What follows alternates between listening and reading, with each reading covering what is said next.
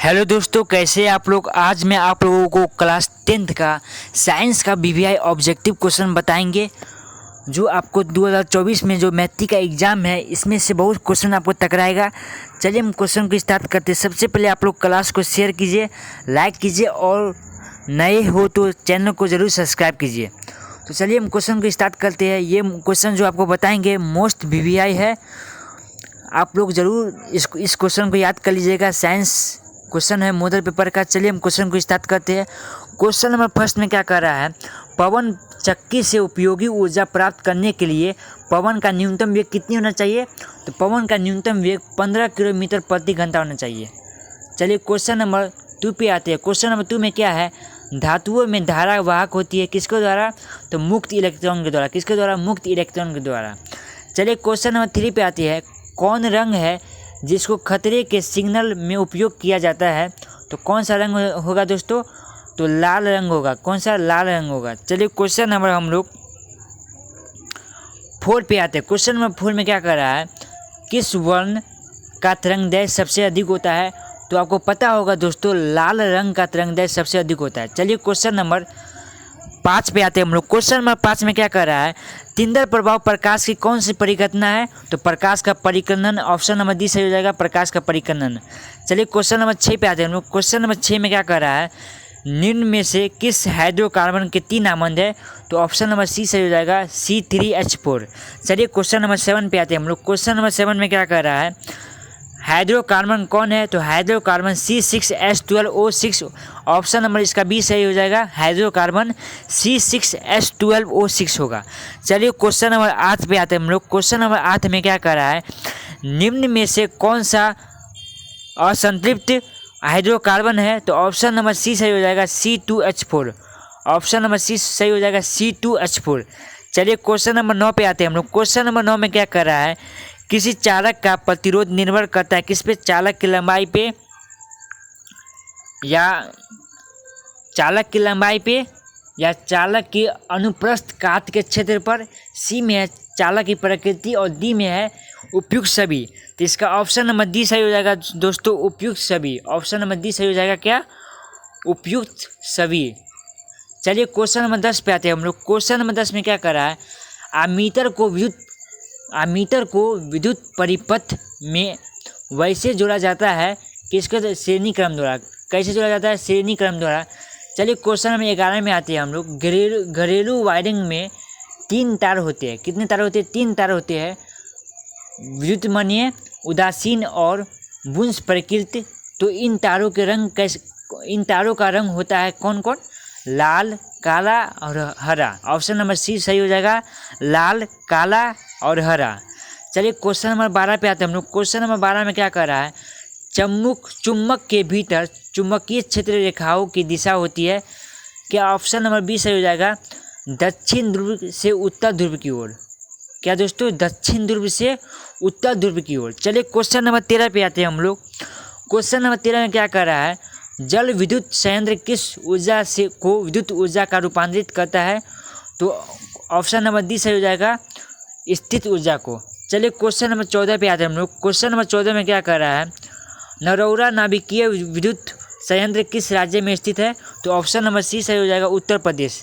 चलिए question number 15 पे आते हैं हम लोग। क्वेश्चन नंबर 15 में क्या कर रहा है, गोरीय दर्पण की वक्रता त्रिज्या 40 सेमी हो तो उसकी फोकस दूरी क्या होगी। मतलब 40 का आधा कितना, 20।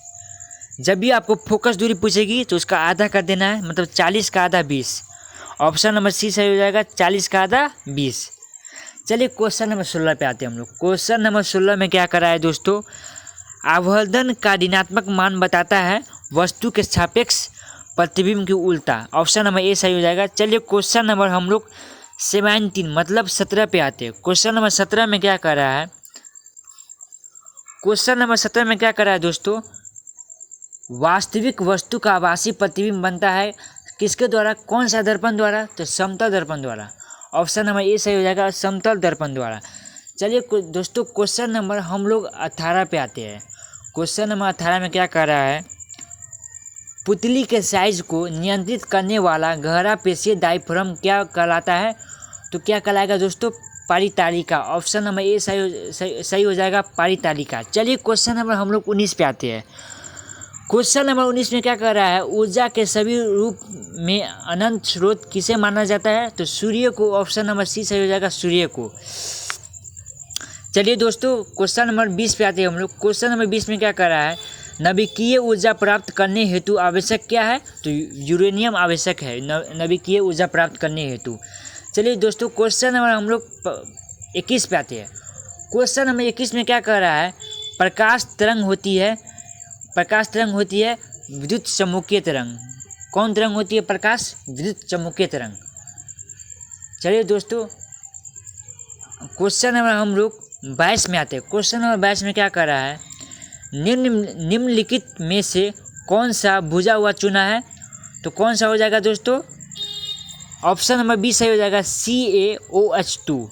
ऑप्शन नंबर बी सही हो जाएगा, CaOH2। चलिए दोस्तों क्वेश्चन नंबर हम लोग 23 पे आते हैं। क्वेश्चन नंबर 23 में क्या कर रहा है, चीनी का रासायनिक सूत्र क्या है, तो चीनी का रासायनिक सूत्र C12H22O11। ऑप्शन नंबर सी हो जाएगा, C12H22O11। और दोस्तों एक क्वेश्चन आपसे पूछते हैं, ग्लूकोज का रासायनिक सूत्र क्या होगा, तो आपको बता दें हम ग्लूकोज का रासायनिक सूत्र क्या होगा, कमेंट कीजिए जल्दी दोस्तों। ग्लूकोज का रासायनिक सूत्र क्या होगा, C6H12O6। ग्लूकोज का रासायनिक सूत्र होता है C6H12O6। और जल का रासायनिक सूत्र H2O। समझ गए दोस्तों। चलिए क्वेश्चन नंबर हम लोग 24 पे आते हैं। क्वेश्चन नंबर 24 में क्या कर रहा है, विद्युत फ्यूज काम करता है क्या, ऑप्शन नंबर ए सही हो जाएगा, धारा के ऊष्मीय प्रभाव पर। ऑप्शन नंबर ए सही हो जाएगा क्या, धारा के ऊष्मीय प्रभाव पर। चलिए दोस्तों क्वेश्चन नंबर 25 पे आते हैं।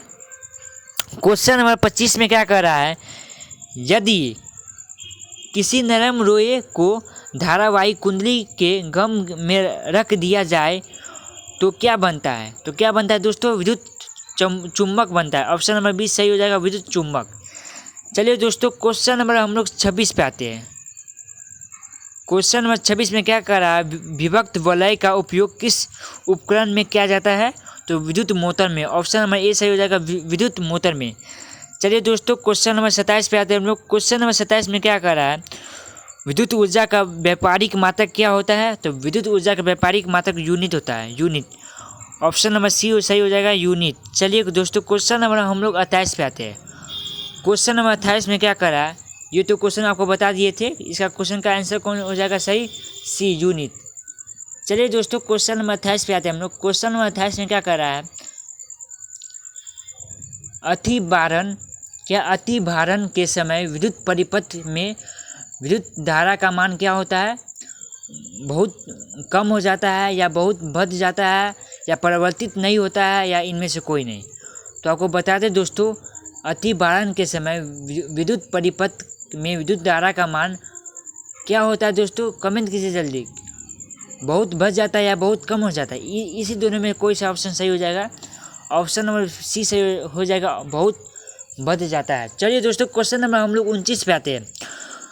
क्वेश्चन नंबर 29 में क्या कर रहा है, सौर कुकर के लिए कौन सा दर्पण सर्वाधिक उपयुक्त है, तो अवतल दर्पण। सौर कुकर के लिए धांधी बनाने के लिए कौन सा दर्पण, अवतल दर्पण। आप लोग हजमा के दुकान में जाते हैं, उसमें जो हजमा के दुकान में केस कटाते हैं तो वो जो दर्पण लगा रहता है, कौन सा दर्पण रहता है, उत्तर दर्पण लगा रहता है या अवतल दर्पण। तो वो जो हजमा के दुकान में रहता है कौन सा दर्पण, अवतल दर्पण होता है। तब ना अवतल दर्पण में प्रतिबिंब बड़ा दिखाई देता है और उत्तर दर्पण में प्रतिबिंब एकदम छोटा दिखाई देगा। चलिए दोस्तों क्वेश्चन नंबर 30 पे आते हैं हम लोग। क्वेश्चन नंबर 30 में क्या कर रहा है, क्वेश्चन नंबर 30 में क्या कर रहा है, ये कि एक यू कितना है, ये क्वेश्चन क्या है दोस्तों, क्वेश्चन दिखाई नहीं दे रहा है। इस क्वेश्चन को बाद में सॉल्व करेंगे दोस्तों। चलिए क्वेश्चन नंबर 31 पे आते हैं हम लोग। क्वेश्चन नंबर 31 में क्या कर रहा है, पानी से भरी बाल्टी की गहराई कम मालूम पड़ने का कारण क्या है, तो कौन सा हो जाएगा सही दोस्तों, प्रकाश के परिवर्तित होना या प्रकाश का वर्ण विक्षेपित होना या प्रकाश का अपवर्तित होना, तो क्या हो जाएगा दोस्तों, या इनमें से किसी नहीं हो, इनमें से किसी का नहीं होना। तो ऑप्शन नंबर डी सही हो जाएगा, इनमें से किसी का नहीं होना। चलिए दोस्तों क्वेश्चन नंबर 32 पे आते हैं हम लोग। क्वेश्चन नंबर 32 में क्या कर रहा है, कठोर जल में मृदु बनाने के लिए सोडियम के किस यौगिक का उपयोग किया जाता है? तो किस यौगिक का दोस्तों? ऑप्शन नंबर बी सही हो जाएगा Na2CO3। ऑप्शन नंबर बी सही हो जाएगा Na2CO3। चलिए दोस्तों क्वेश्चन नंबर 33 पे आते हैं हम लोग। क्वेश्चन नंबर 33 में क्या कह रहा है? कार्बन के 2 अपरूप के अलावा तीसरे अपरूप का नाम क्या है? तो क्या होगा दोस्तों? फुलेरीन कार्बन। चलिए दोस्तों क्वेश्चन नंबर हम लोग, चलिए दोस्तों इतना ही क्वेश्चन आज के लिए। और कल इससे मतलब कि साइंस का कल ऑब्जेक्टिव होगा। 100 क्वेश्चन को हम कल लेके आएंगे साइंस का। आज का 33 ऑब्जेक्टिव बहुत इम्पोर्टेंट है और कल भी हम आप साइंस का ऑब्जेक्टिव लेके आएंगे और आप लोग कल जुड़ जाइएगा क्लास में। और आज जो क्लास हम करे हैं साइंस का VBI ऑब्जेक्टिव का, उस क्लास को आप लोग शेयर कर दीजिए इस क्लास को, और लाइक कीजिए और चैनल को सब्सक्राइब कर दीजिए कि और वीडियो आपके लिए लेके आए ऑब्जेक्टिव VBI का। चलिए दोस्तों वीडियो को यहीं से समाप्त करते हैं, मिलते हैं अगले वीडियो में। धन्यवाद।